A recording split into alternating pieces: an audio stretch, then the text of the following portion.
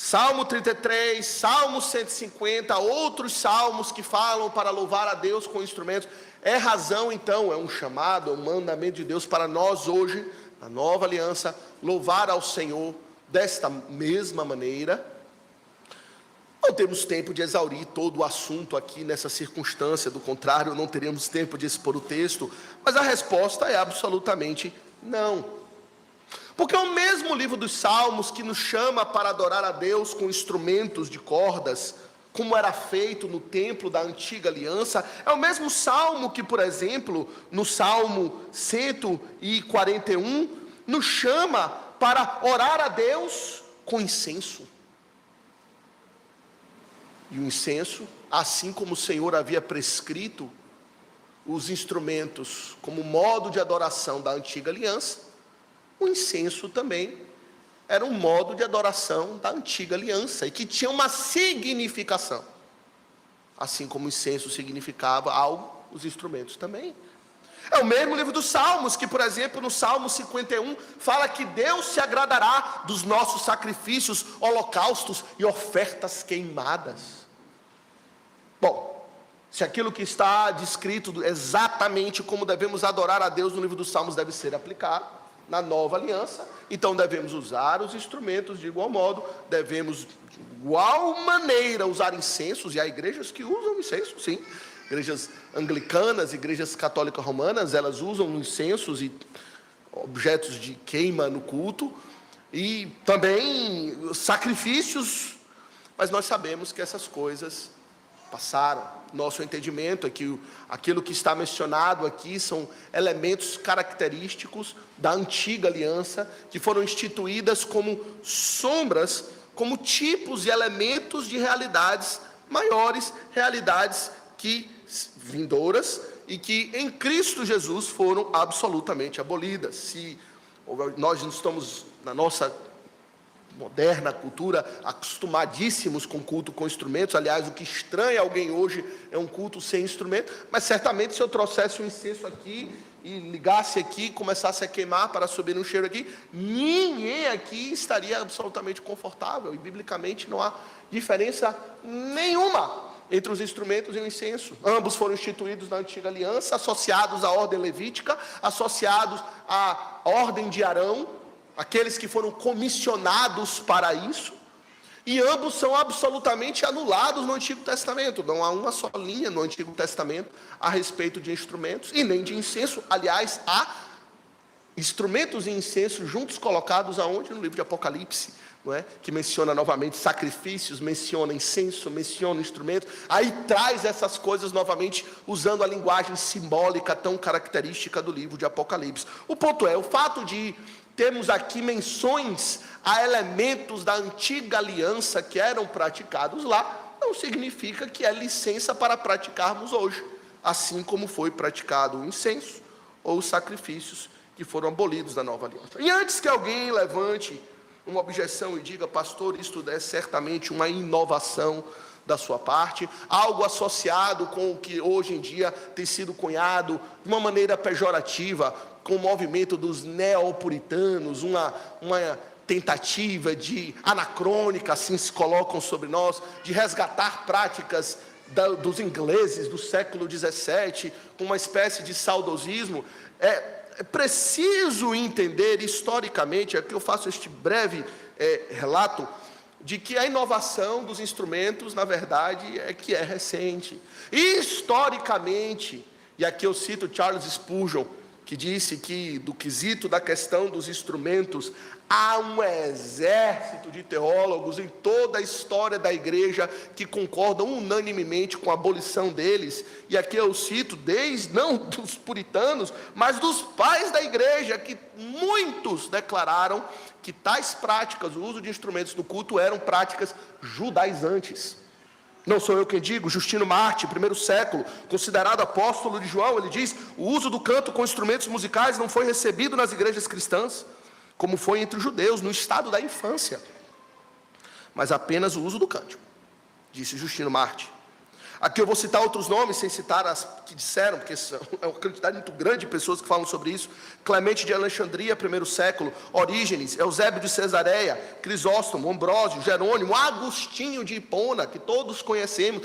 Todos falaram de forma inequívoca, muito clara e cristalina sobre isso, que os instrumentos, assim como o incenso, assim como os sacrifícios, eram práticas da antiga dispensação. Concílios da igreja antiga trataram sobre isso. Concílio de Cartago, no 5º século. Concílio de Laodiceia, no 4º século. Declararam que os instrumentos não fazem parte da nova aliança, mas sim da antiga dispensação. Tomás de Aquino falou sobre isso. Agostinho, já me citei. Os reformadores, John Wycliffe, John Hus, Zwinglio, Bullinger, Beza, John Knox, todos foram unânimes em tratar sobre essa questão, e eu nem cheguei nos puritanos ainda. Calvino, e aqui eu queria citar Calvino comentando o Salmo 33, exatamente, que nós temos diante de nós. Ele diz o seguinte, onde está aqui a citação de Calvino? Ou será que eu... Sim, Calvino disse o seguinte, comentando o Salmo 33, ele fala: não podemos indiscriminadamente considerar aplicável a nós cada coisa que antigamente foi ordenada aos judeus. Não tenho dúvida de que tocar símbolos, um instrumento, a harpa e o violino, bem como todo gênero de música, que é tão frequentemente mencionada nos Salmos, era uma parte da educação, ou seja, a pueril instrução da lei. Me refiro, diz Calvino, ao serviço do templo, o culto no templo. Nas assembleias sacras, continua Calvino, os instrumentos musicais para a celebração dos louvores divinos não devem ser mais oportunos do que a queima de incenso, o acender das lâmpadas e a restauração das sombras da lei. Calvino foi muito inequívoco sobre isso, e os puritanos todos unanimemente trataram sobre essa questão. John Bunyan, todos Peregrino, falou sobre isso, que essas coisas eram símbolos das sombras do Antigo Testamento, falando de realidades superiores. Spurgeon, conhecido, todos nós também, ele diz o seguinte, aqui eu abro aspas para Spurgeon, ele fala: os homens precisam de toda ajuda possível, comentando o Salmo 33, diz Spurgeon. Ele fala: os homens precisam de toda ajuda possível que conseguirem para incentivá-los a louvar. Essa é a lição a ser extraída do uso de instrumentos musicais na antiga dispensação. Israel estava na escola e usava coisas infantis para ajudá-lo a aprender. Mas atualmente, quando Jesus nos dá a maturidade espiritual, podemos fazer melodia sem instrumento de cordas e de sopro.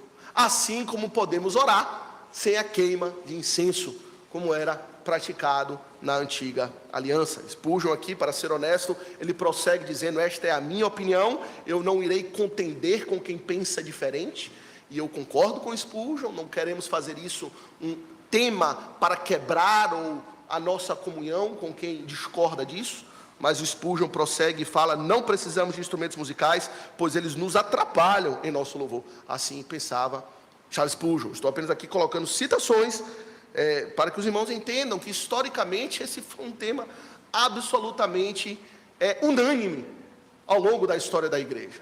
Dr. Martin Lloyd Jones, que também expôs sobre este assunto, ele reputa o século XIX como século onde, nos aspectos ligados à adoração, não só uso de instrumentos, mas outros quesitos também, foi um século onde a igreja simplesmente se desviou muito daquilo que a igreja tinha praticado historicamente.